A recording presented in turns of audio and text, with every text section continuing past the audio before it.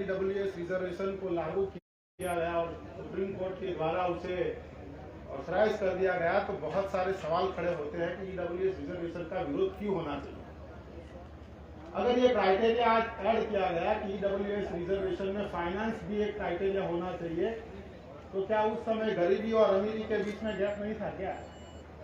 Doctor बाबा साहब आम्बेडकर ने जब संविधान बनाया तभी भी ये परिस्थितियां थी, और डॉक्टर बाबा साहब आम्बेडकर जिनको रिप्रेजेंटेशन देना चाहते थे वो भी गरीब थे। अगर डॉक्टर बाबा साहब आम्बेडकर उस समय अगर ये क्राइटेरिया, अगर समाज जिस समाज को प्रतिनिधित्व देना चाहते थे वो गरीब थे, तो उस समय संविधान निर्माताओं ने ये क्राइटेरिया डाला होता, लेकिन ये क्राइटेरिया नहीं डाला, ये क्राइटेरिया ना डाला, क्योंकि इसका जो बेस जो था वो सामाजिक पिछड़ापन जो था, उस सामाजिक पिछड़ापन के कारण इस व्यवस्था में उनको जो नुकसान हुआ है, उस नुकसान के भरपाई के तौर पर ये रिप्रेजेंटेशन देने के लिए रिजर्वेशन की पॉलिसी लागू की गई। लेकिन इस देश में शासक जातियों के द्वारा ये बात चलाई गई कि रिजर्वेशन जो है वो इकोनॉमिक बेस पे होना चाहिए, फाइनेंशियल बेस पे होना चाहिए। तो सवाल ये खड़ा होता है, देश में सबसे ज्यादा अमीर आदमी अगर कहा जाए, सबसे बड़ा आदमी अगर कहा जाए, तो वो राष्ट्रपति होते हैं।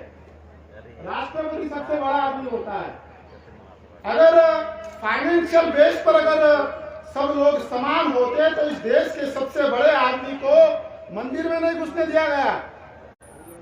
मतलब कहीं ना कहीं फाइनेंस जो क्राइटेरिया है उससे भी बड़ा क्राइटेरिया सामाजिक और पिछड़ापन का क्राइटेरिया है, और इस पिछड़ेपन को हटाने के लिए और रिप्रेजेंटेशन देने के लिए व्यवस्था की गई। अभी ये जो व्यवस्था की गई है क्यों की गई?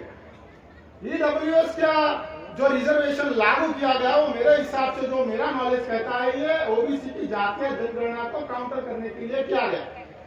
क्योंकि हर स्टेट के अंदर, जैसे महाराष्ट्र में मराठा लोग हैं, गुजरात में पाटीदार है, राजस्थान में जाट लोग हैं, ये जब भी रिजर्वेशन के लिए मांग करते थे तब बहुजन समाज के जो आंदोलन के लोग थे वो ये कहते थे कि हम आपको भी आरक्षण देना चाहते हैं, आप अपनी जातीय आधार जनगणना कराओ और आप रिजर्वेशन लो।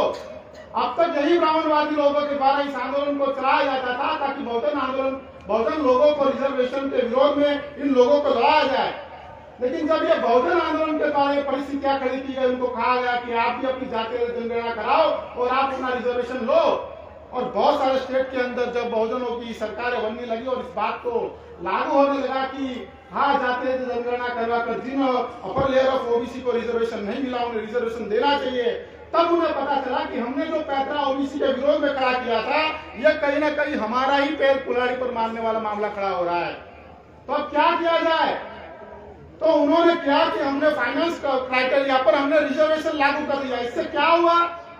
इससे दो चीज हुई कि जो जातियां ओबीसी में नहीं है, वो जातियां रिजर्वेशन की मांग कर रही थी, वो अपनी जातीय जनगणना करवा कर रिजर्वेशन लेती तो उनको नुकसान होता, तो उनकी भी जातीय जनगणना रोकी गई। और ये जातीय जनगणना का जब मामला उठता था तो ओबीसी भी जातीय जनगणना का मामला उठा जाता है, ये भी रोक दिया गया। तो ये काम इन लोगों के द्वारा किया गया।